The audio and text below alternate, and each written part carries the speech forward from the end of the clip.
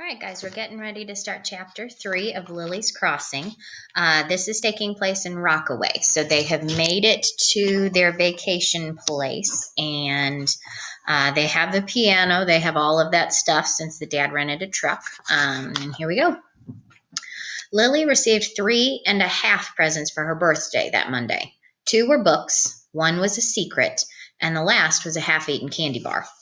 Margaret Dillon gave her the candy, a Milky Way. The end of the wrapper was torn back and teeth marks dented the chocolate. I stole it, Margaret said. Stole it for you and kept thinking about it, and my mouth watered, and I just couldn't resist, said Lily. Right, Margaret grinned. A tiny bite. Lily took the Milky Way by the wrapped end and slid it into her pocket. She was dying to wipe her fingers on her skirt, but she couldn't hurt Margaret's feelings. Lily followed Margaret and her 2 cats up the bare board steps to the Dillons' attic. It was almost the only stand-up attic in Rockaway Beach, a perfect place to look out the window and see what was going on all over the place. Most of the other summer houses had tiny crawl spaces, and Graham's house over on the bay side didn't even have that.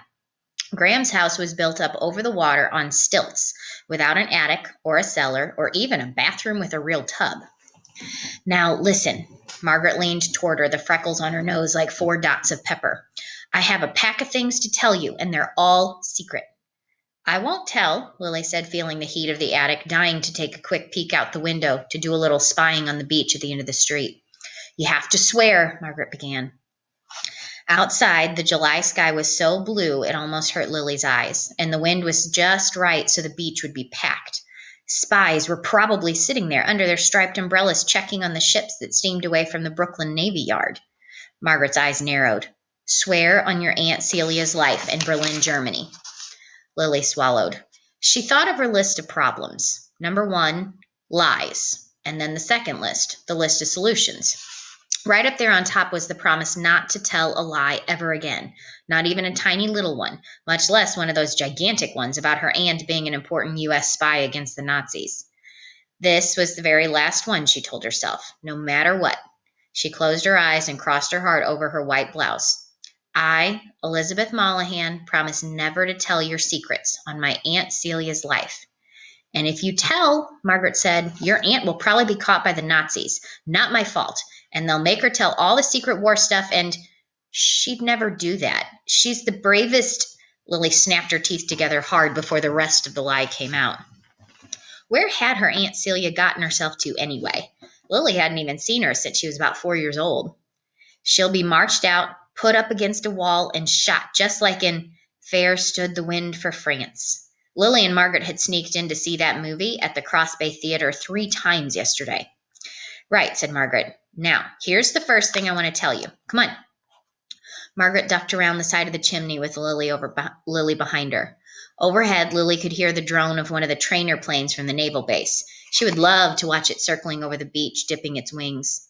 Are you paying attention? Margaret asked. Here I am, ready to trust you with all my secrets. Lily sank down next to her, taking one of the cats on her lap. I'm listening. Of course I'm. Margaret reached for a paper bag. Look, she held it out. Inside were about 14 candy bars. Hershey's, Walnettos, Sugar Daddy lollipops, and even a couple of rolls of assorted lifesavers. Lily's eyes widened. Not counting the dusty case in Mrs. Tannenbaum's stationery store, she had never seen so much candy in her life. She reached out to run her fingers over a roll of Necco wafers. Her mouth was watering. She could see 4 yellow ones in a row, her favorites. Maybe we could take one thing, Margaret said. Just one. My mother is saving all this for my brother Eddie in the army. Now that he's a soldier fighting for his country, he gets everything, and I don't even get a sniff of this stuff. She's going to send it all overseas in this heat. The whole thing will be one big melted mess. Almost without thinking, Lily reached for the Necco wafers and began to rip open the paper. You like that? Margaret asked. Not me. I'm going to have a nut thing, something with chocolate. They sat there, not talking, Lily crunching down on 2 yellow Necco wafers, feeling the sweetness in her mouth. I hope Eddie won't mind, she said. Listen, Margaret said, there is enough candy here for the whole army. She stopped. For a moment, she looked worried. D-Day. I wonder if he was there. Lily had a quick flash of Eddie in her mind, his square front teeth a little separated, resting gently on his lower lip, his nose red. He always had a cold, was always sniffling, even on the hottest day of summer. What Lily liked best about Eddie was that she could make him laugh. He always knew when she was telling Margaret a story, and he never gave her away. One time she had told Margaret she had almost seen a murder on Cross Bay Boulevard. A car had screeched to a stop in front of Bohack's at closing time, and the Bohack guy wouldn't let the man in. The man said something about being ready to throttle him, whatever that meant exactly, but he had gone away 2 seconds later. Lily hadn't mentioned the going away part to Margaret, though. I think I even heard the police sirens, Eddie had said. Yes, Lily hadn't stopped for a breath. About 4 police cars. They zeroed right in. Eddie Dillon, with those square teeth, always ready to laugh.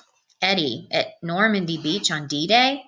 Everyone had talked about it all through the war. The day that the Allies, thousands of Americans and Englishmen, would land in France to fight their way across Europe. Lily had seen the news at the movies. Boats coming close to the shore, the water rough as Rockaway on a stormy morning. The forward flaps of the little square boats had come down, and soldiers had waded through water almost to their waists, while the Germans kept shooting and shooting. She shivered. What is it? Margaret asked. Lily shook her head. Nothing. Margaret fished through the candy. Take one more thing, she said. I'm going to try a couple of walnuttos next and maybe just one butterscotch. Lily finished the Necco wafers and took a butterscotch, too. At home, Graham would never let her buy butterscotch candies. They pull the fillings right out of your mouth, she'd say.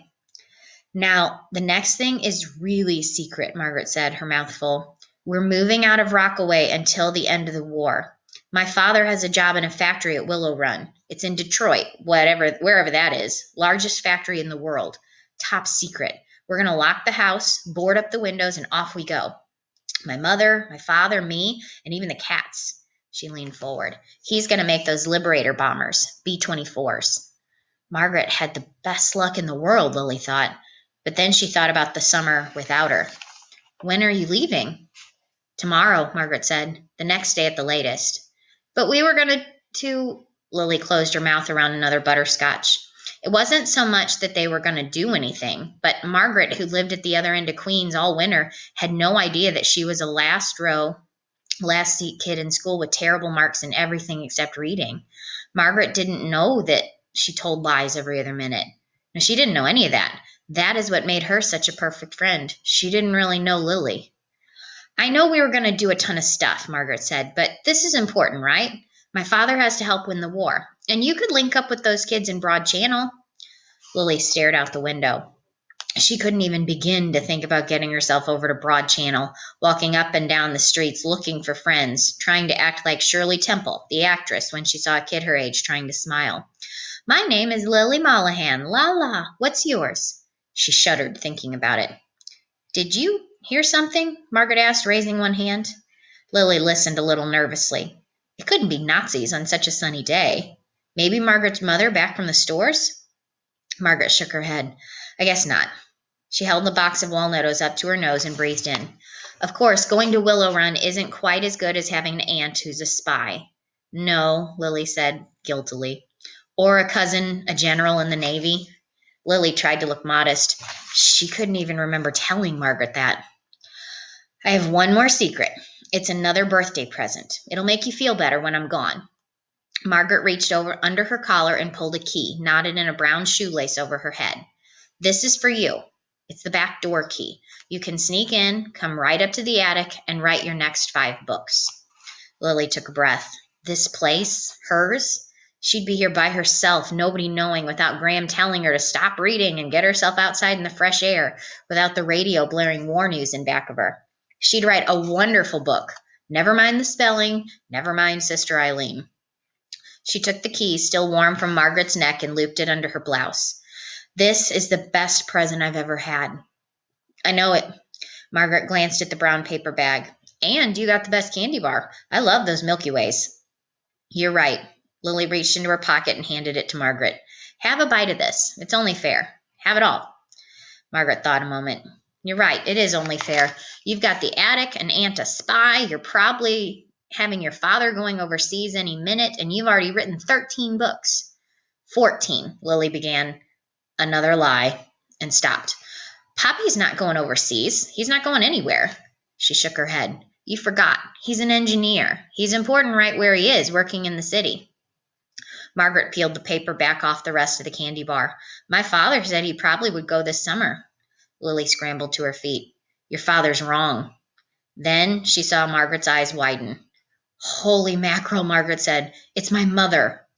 Lily looked over her shoulder. Mrs. Dillon was coming up the attic steps. Lily could see the top of her head first, and then her shoulders.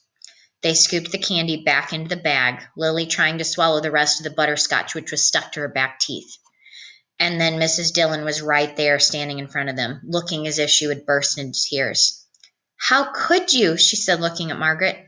I walked for blocks for that candy, one store after another. This one didn't have peppermints. This other one didn't have Hershey's. There's a war on. There's no candy. Mrs. Dillon looked out the window. My poor Eddie, she said. Lily edged her way to the stairs, feeling guilty, feeling horrible. I think I'd better go home now, she said, using her best manners. It was very nice of you to have me over. She rushed down the stairs, and as she let herself out the door, she could hear Mrs. Dillon. That Mollahan girl is trouble, she was saying, and you are not one bit better. Lily stopped to see if Margaret was going to say anything, but she couldn't hear a thing. She dug the last of the butterscotch off her back teeth and headed for Graham's. The summer certainly wasn't starting off very well. Not very well at all.